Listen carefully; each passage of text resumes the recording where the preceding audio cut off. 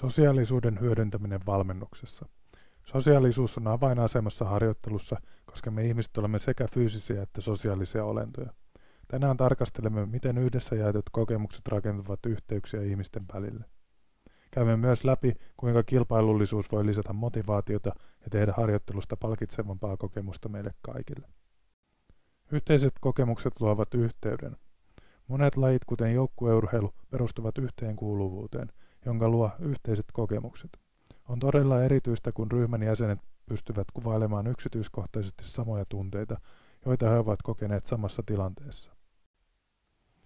Vertaistuki reflektoinnin työkaluna 1/2. Ihmiset kiinnittävät huomiota eri asioihin tehtävissä ja ympäristöissä. Taidon oppimisessa hyödyllistä on kerätä mahdollisimman paljon tietoa ympäristöstä ja itsestämme. Tässä auttavat toisten erilaiset näkemykset. Kun teemme asioita yhdessä, saamme kokonaisvaltaisemman kuvan taitoon liittyvistä seikoista, kuten tehtävän luonteesta, itsekontrollista, tunteista ja ympäristön tekijöistä. Suorituksen jälkeinen pohdinta auttaa vahvistamaan taidon aivomallia ja antamaan sille uusia merkityksiä, jolloin se muuttuu vahvemmaksi. Vertaistuki reflektoinnin työkaluna 2/2.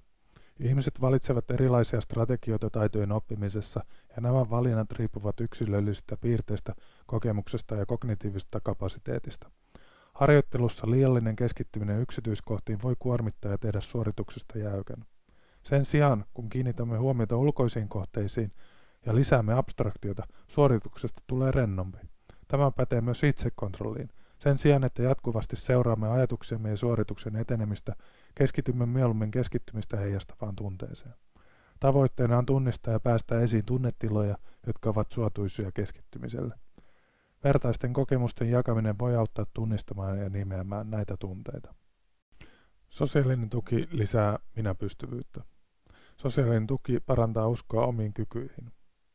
Usko omiin kykyihimme vaikuttaa siihen, miten motivoituneita olemme, miten suoriudumme tehtävistämme ja miten sitoudumme niihin. Sosiaalinen tuki voi olla kannustavia sanoja, ohjeita tai käytännön apua. Kilpailun vaikutus motivaation ja palkitsevuuden tunteeseen. Kilpailu toimii työkaluna toiminnan ohjaamisessa ikään kuin abstraktiona. Se lisää tekemiseen motivointia tarjoamalla lisäpalkintoja. On tärkeää pitää mielessä, että kilpailun osallistuminen on aina vapaaehtoista ja siihen sisältyy sekä voittamisen että häviämisen mahdollisuus. Mutta on muistettava, että ilman riskinottamista ei voi myöskään saavuttaa mitään. Kilpailu ja itsensä ylittäminen.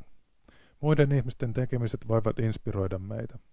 Onnistumiseen esimerkkien löytyminen todellisesta maailmasta on tärkeää.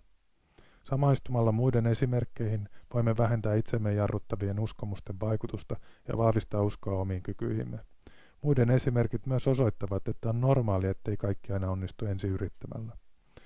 Monille voi olla yllättävää nähdä, kuinka paljon pitkäjänteistä työtä menestyksen taustalla on, ja tämä avautuu paremmin, kun seuraa erilaisten ihmisten päivittäistä toimintaa. Tämä auttaa suunnittelemaan toimintaa, aikaa ja asettamaan realistiset odotukset. Peilineuronijärjestelmä virittää hermoverkostot. Ihmisillä on luontainen kyky empatiaan, joka ilmenee peilineuronijärjestelmämme kautta.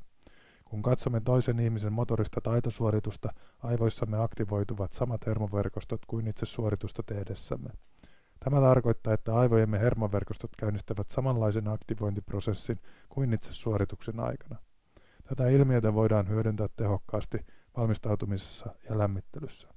Kun seuraamme muiden suorituksia, aivomme jo valmistautuvat ja harjoittelevat tarvitsemaamme aktivointimallia, joka auttaa meitä aloittamaan toiminnan. Vertaisten esimerkit suuntaavat oppimista ja strategian valintaa. Meillä on 2 tapaa oppia taitoja. Ensimmäinen on eksplisiittinen, missä opimme taidon vaihe vaiheelta ikään kuin noudattamalla reseptiä. Toisessa, implisiittisessä oppimisessa, emme keskity yksityiskohtaiseen suoritukseen, vaan lopputulokseen. Tässä lähestymistavassa luovumme taidon tarkasta monitoroinnista ja pyrimme vain saavuttamaan halutun lopputuloksen. Tämä tapa oppia rentouttaa taidon suorittamista ja tekee siitä luontevampaa. Vertaisten läsnäolon vaikutus osallistumismotivaatioon. Säännölliset ja yhdessä sovitut tapaamisajat varmistavat toiminnan säännöllisyyden. Kun toiminta on etukäteen suunniteltu ja sovittu, osallistujat tarvitsevat vähemmän itsekontrollia. Nähdessään muiden edistyvän, se innostaa osallistujia yrittämään enemmän, sillä se edesauttaa sosiaalisen hyväksynnän saavuttamisesta. Sosiaalinen vuorovaikutus myös kohottaa ihmisten vireystilaa. Tämä voi johtua osittain siitä, että tilanteet ovat ennustettavampia ja uutta tietoa jaetaan ryhmän kesken. Kuvassa näkyy, miten vireystila toimii suhteessa tehtävään sitoutumisen kanssa. Eli molempia tarvitaan, mutta ei liikaa. Yhteenveto.